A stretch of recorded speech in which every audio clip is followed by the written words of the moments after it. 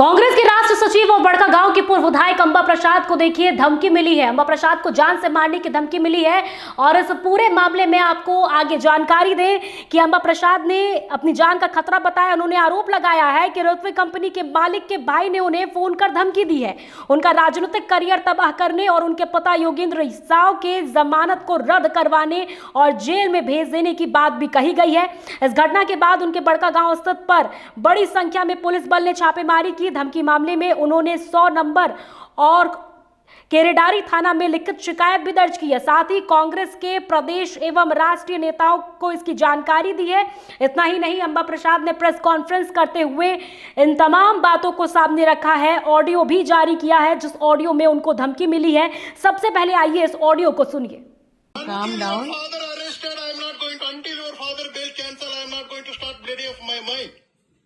Enough is enough. Well, Brady, how you become? I will see. I will ruin your political life. You see. I mean, you can't say it this way, Rajesh ji. अब इसी खबर पर देखिए अधिक जानकारी के लिए हम सीधे पूर्व विधायक अंबा प्रसाद से फोन लाइन पर जुड़ते हैं। अंबा प्रसाद हमारे साथ फोन लाइन पर हैं, आइए उनसे पूरे मामले के बारे में जानकारी लेते हैं।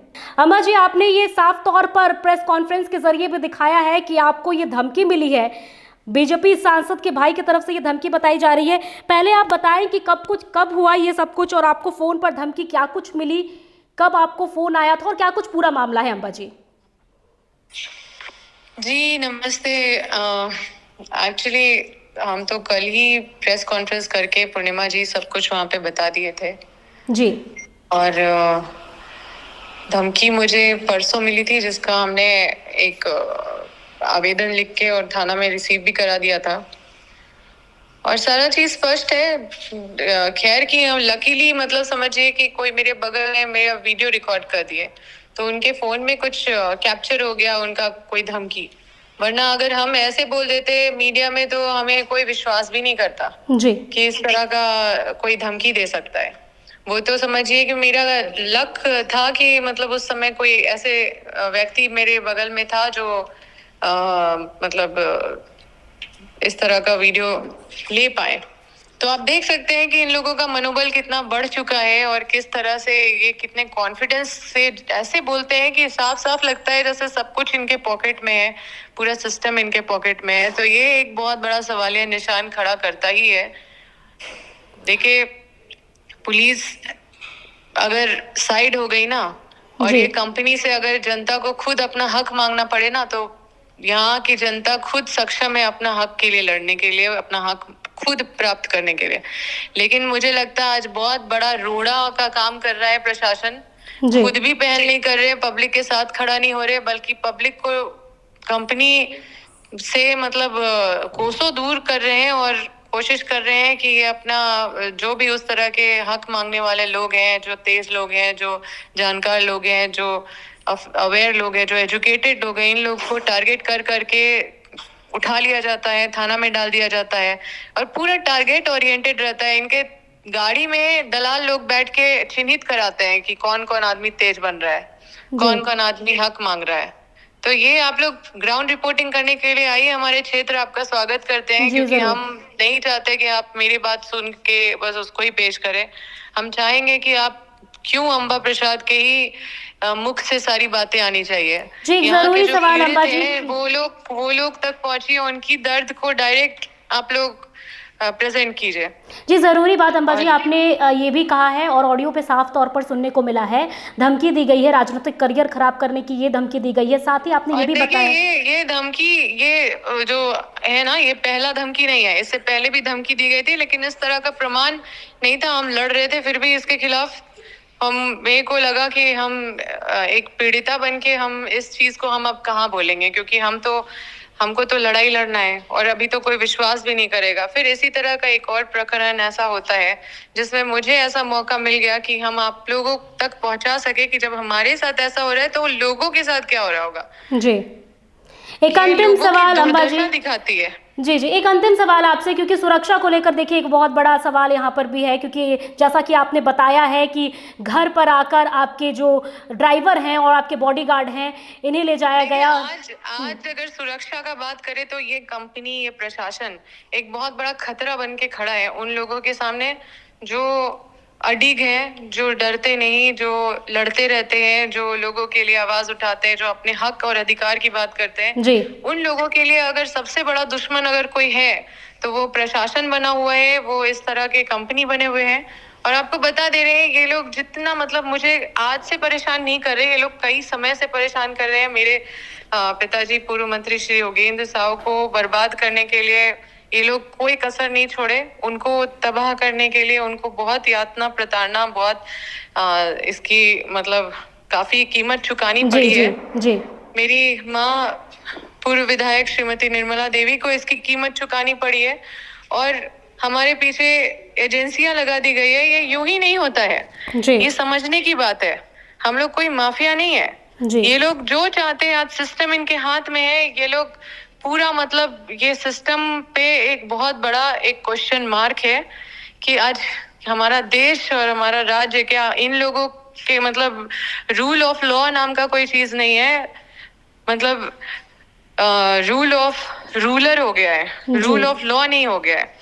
अब ये बताएंगे कि नियम क्या है। अब इनसे आप जाके पूछिए, इन माफियाओं से पूछिए कि नियम क्या है। इन पुलिस प्रशासन इन माफियाओं को का मुंह देख के बताएंगे कि क्या कार्रवाई सही है इनके लिए और क्या कार्रवाई गलत है। और जो आम जनता है, जो गरीब है, जो जनप्रतिनिधि है, वो भी मतलब उनको भी आप इसी श्रेणी में लीजिए कि सब एक समान हो गए हैं और सबका मतलब सबके ऊपर बस दमनकारी नीतियों का इस्तेमाल करके उनको मिटाने का कोशिश किया जा रहा है। अंबाजी 24 घंटे से ऊपर हो चुका है, आप इसको लेकर मुखर नजर आ रही हैं। आपने इस पर अपना मीडिया के जरिए आप सामने आकर आपने सब कुछ कहा है। अब तक प्रशासन की तरफ से किसी प्रकार का कोई जवाब, आपको किसी प्रकार का, आपने जो ये मुद्दा उठाया है इस पर आपको कुछ सुनने मिला है? देखिए, ये इतनी बड़ी लड़ाई है, ये इतने जल्दी ठीक होने वाली नहीं है जी। इसमें सबको जागना होगा जी। अभी भी, आज भी कई लोगों के घर में पुलिस गई है। आज भी मतलब यहाँ पे डर का माहौल पैदा किया गया है, क्योंकि यहाँ पे देखिए, यहाँ पे लोकल मीडिया भी उसी टाइप के हैं।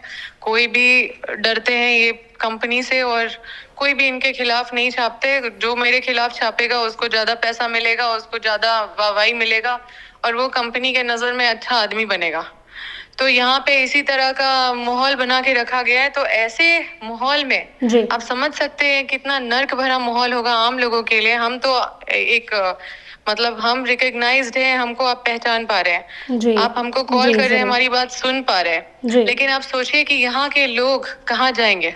इनके पास ना पैसा है, ना पहचान है, ना ये अपना कहीं बात रख सकते हैं, ना इनको सुनने वाला कोई है। तो ये सबसे दुखद है, और हम लोग सब जिम्मेदार, मतलब इन्हीं लोगों के लिए हम लोगों को मतलब सोचने का जरूरत है। जी अंबाजी, भय का माहौल है, और खासकर जरूर ये सवाल कि जब पूरा जनप्रतिनिधि के में आज भय का माहौल है। इनफैक्ट आज हम अपने मतलब कल मेरा ड्राइवर को उठा लिया गया था, तो हम खुद से ड्राइव कर रहे थे। तो मेरा जो गार्ड है उसको थोड़ा बहुत गाड़ी चलाने आता था, तो हम बोले कि कुछ देर आप चला लीजिए। तो बोले मैडम थोड़ा आगे चलिए, यहाँ पे कोई देख लेगा पुलिस तो मेरा क्लास लगा देगा। मतलब हम लोगों के प्रति इस तरह का, मतलब हमारे गार्ड इतना डरते हैं हमारे साथ चलने में। जी। हमारे बॉडी गार्ड को पुलिस से डर है। जी। ये तो है फीलिंग जो हमारे प्रति मतलब ये लोग जिस तरह से पोर्ट्रे करने का कोशिश कर रहे हैं, उसी तरह से आप उल्टा तरफ जाइए तो उधर कंपनी जो दूर से आई है, जो यहाँ की है नहीं, जो यहाँ पे मतलब लूटने के लिए आई है, उसके वो कुछ भी मनमानी करे, किसी को भी उठा दे, किसी का भी जमीन धास दे, किसी को भी बेघर कर दे, मार दे, पिटवा दे, दलाल पैदा करके कुछ भी करवा दे उसको, उसके लिए ये लोग नहीं है। उन लोगों को डर नहीं लगेगा ये सब करने से, लेकिन मेरे बॉडीगार्ड को डर लगेगा मेरा ड्राइविंग सीट में बैठने से। अंबाजी, क्या आपको दोबारा इसको लेकर, आपने एक बार तो जो ऑडियो है आपने वो दिखाया कि आपको क्या कुछ धमकी मिली है, उसके बाद कुछ कंपनी के तरफ से या जो सांसद के भाई जिन पर आपने आरोप लगाया उनके तरफ से फिर से कोई धमकी मिली है आपको? नहीं, वो उसी स्टाइल में अभी भी चल रहे हैं, कुछ बदला नहीं है, सब सेम है, वही डर है, वही माहौल है, वही सब कुछ है। बस इसके खिलाफ लड़ते जाना है। मुझे पता है कि कहीं ना कहीं तो कोई प्रकाश मतलब एक होता है, छोटे दीप से ही उजाला किया जा सकता है जी। तो हम एक छोटा दीप है, अब इसी को हम एक मतलब उजाले कैसे दिला सकते हैं लोगों को, उसके लिए संघर्ष करते रहेंगे और कोशिश करेंगे कि हमारे विचार से मिलने वाले लोग, जो हमारे विचार से उनका विचार मिलता है, सब आके एक साथ हो, क्योंकि ये उन लोगों के खिलाफ लड़ाई है जिसके लिए हम लोग को एकजुट होने का जरूरत है। जी अम्बा जी, धन्यवाद आपका। सिस्टम के खिलाफ की लड़ाई है। जी अम्बा जी, धन्यवाद आपका हमसे जुड़ने के लिए और तमाम बातों को रखने के लिए, धन्यवाद। तो देखिए, अम्बा प्रसाद जी हमारे साथ फोन लाइन पर थी और जैसा कि उन्होंने बताया कि किस प्रकार से उन्हें ये धमकी मिली है, बीजेपी सांसद के भाई की तरफ से ये धमकी मिली है खनन मामले में। देखिए, और अम्बा प्रसाद ने बाकायदा उस ऑडियो को भी जारी किया है जिस ऑडियो में उन्हें ये धमकी दी गई है, साफ तौर पर उनके राजनीतिक करियर को खराब करने की ये धमकी दी गई है, राजनीतिक करियर को नष्ट करने की, जान की धमकी भी उन्हें मिली है।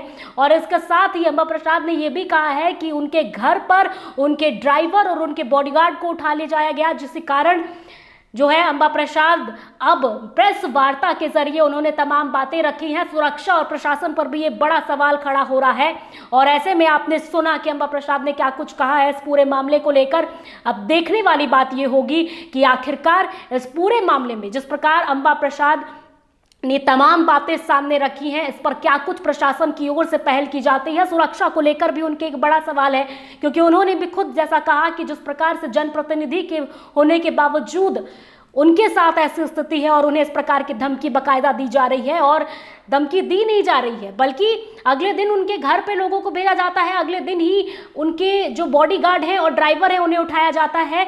और ऐसे में सवाल ये उठता है कि जब आम जनता ऐसे लोगों से कैसे सुरक्षित है, जब एक जनप्रतिनिधि की स्थिति ऐसी है। फिलहाल अब देखने वाली बात ये होगी कि इस पूरे मामले में आगे क्या कुछ प्रशासन पहल करती है और अम्बा प्रसाद ने जिस प्रकार से इस पूरे मामले पर आवाज उठाई है उसका क्या कुछ नतीजा देखने को मिलता है। तो मेरे साथ इसमें इतना ही। ऐसे ही तमाम खबरों के लिए देखते रहिए ITEL एक्सप्रेस।